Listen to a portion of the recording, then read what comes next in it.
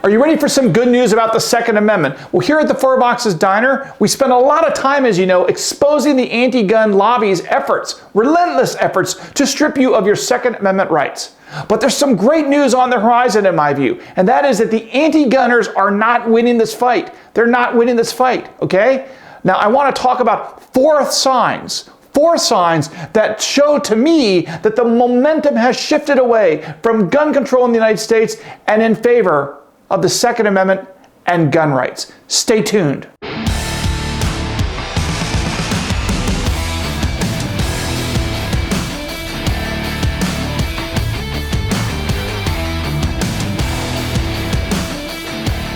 Hey folks, I'm Mark, and welcome to the Four Boxes Diner. Have you ever heard of the concept of the Overton window? The Overton window.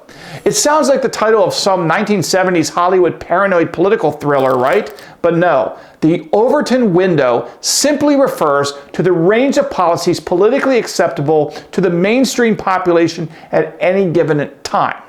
The thing is that the Overton window changes over time. It shifts. Let's just take an example, a recent example, gay marriage. Well, for decades, this was a non-starter politically, right? Democratic presidential candidates up to and including Barack Obama opposed gay marriage. But in 2004, this Commonwealth of Massachusetts became the first state to recognize gay marriage, and then dozens of states followed suit over the next decade. And then in 2015, the Supreme Court made gay marriage legal in all 50 states. Okay, now everything changed that fast. So this is an illustration of how the Overton window on a topic can change. Now, I want to discuss why the Overton window is shifting in favor of gun rights and the Second Amendment. Now, your first instinct, of course, might be to say, Mark, I completely disagree with you. Look at all the strides the anti-gunners are making. But are they really? I mean, after all, we understand that Joe Biden is one of the most anti-gun presidents in history. I would agree with that. And the mainstream media on the coasts shamelessly promotes the gun control agenda. That's all they do. I agree with that. But, and as we know, the anti-gunners are filing lawsuit after lawsuit to try to take away our rights, or try to pass laws in the bluest of the blue states. And of course, we know that the NRA has been sidelined to some degree because of some of their legal problems in the state of New York and beyond, right? There's a big attack on the NRA by the anti-gunners. But I want to take a closer look at what's really going on with the Second Amendment and gun rights in America, because it seems to me that the fact is that Americans are become increasingly skeptical of gun restrictions, right? They don't really believe that the government is there or can protect you, even if they want to. And that's why I think Americans are becoming more skeptical than ever before about gun restrictions. And let's look at some of the evidence that sort of supports my thought on this. If you look at public opinion polls on gun control, go back to 2018. Now, you remember 2018. That was when, in February 14, 2018, that was the Parkland school shooting. The anti-gunners pounced on the Parkland tragedy in Florida, and they desperately tried to do everything they could to strip us of our right to keep and bear arms based on the actions of this, psychopathic murderer, Nicholas Cruz, and the failure to stop him down in Parkland. And again, following their blistering anti-gun campaign, the approval rating for gun control, by the way, and approval rating for gun control policies, broadly defined, reached a record high of 67%. That's a pretty big number, okay? But the Gallup then released a new poll, guess what, in November of 2021. That's just last month. And guess what we learned from that? Only 52% of Americans say they want stricter gun laws. That's a dramatic drop from where we were in 2018. In fact, it's the lowest percentage of Americans that are interested in additional gun control restrictions than we've seen since 2014. You see, this shift is not insignificant because this shift represents tens of millions of people who have embraced gun rights over gun control, and that is not insignificant. Another factor in showing that the Overton window of what's politically feasible is expanding in favor of the Second Amendment and gun rights is that more and more Americans are exercising their right to own firearms. Gun sales reached a record high 23 million firearms in 2020. That was up 65% over the year before. And 2021 right now is on pace to be the second busiest year for gun sales on record. Overall, right now, we think about a third of Americans own guns, and those are just the ones we know about, of course. And contrary to the caricatures anti-gunners like to draw, new gun owners are really a very diverse group in all respects. A recent study by a Harvard researcher found that nearly half of new gun owners are women, and a major study by Georgetown University professor Bill English has found that minorities make up a disproportionately large share of new gun owners as well. You know what's even more telling that the Overton window is moving in favor of more gun rights rather than more gun control is why are there so many Americans buying guns?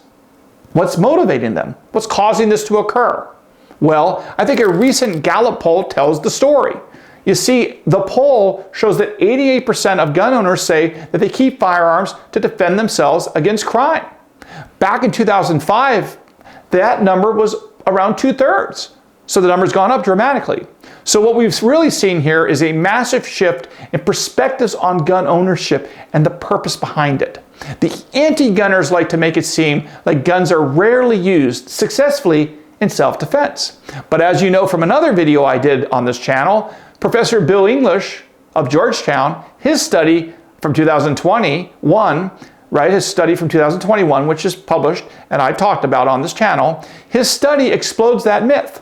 You see, this study of Professor English's is one of the most comprehensive ever done. It was cited by name, in fact, during the recent oral arguments in the Second Amendment case before the U.S. Supreme Court called NYSERPA, or New York State Rifle and Pistol Association versus Bruin. And what does Professor English's study show about defensive gun use in the United States? He showed through his study that there are more than 1.67 million defensive gun uses each year in this country.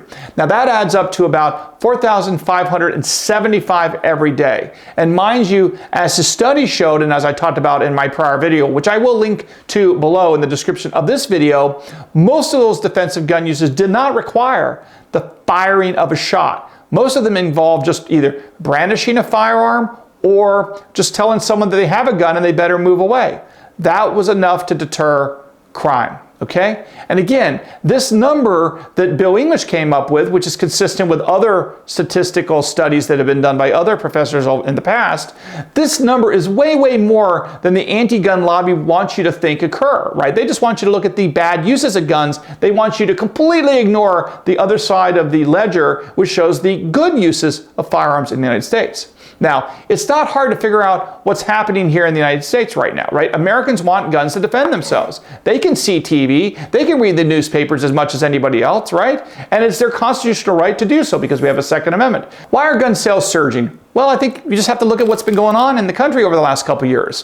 Okay, we've seen there's riots in many places in the United States. We've seen certain politicians in blue cities in particular, and media calling these riots peaceful protests, which many of them are not, or at least parts of them are not. And you've seen some local leaders that have really kind of refused to defend their communities against rioters and against criminals.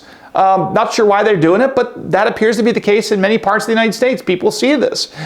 They've seen the defund or the reimagined police movements. Fox News host Greg Gutfeld put it well when he said, quote, "Gun control is dead and it was killed by the leftists and the media. They killed it by pushing riots as protests and pushing the defunding and the demoralization of law enforcement," close quote. He added that the left has been, quote, "incentivizing gun purchases by decriminalizing crime." Listen to this advice that the Los Angeles Police Department gives to defenseless citizens. Quote, "If you are being robbed, do not resist the robbery suspects. Cooperate and comply with their demands.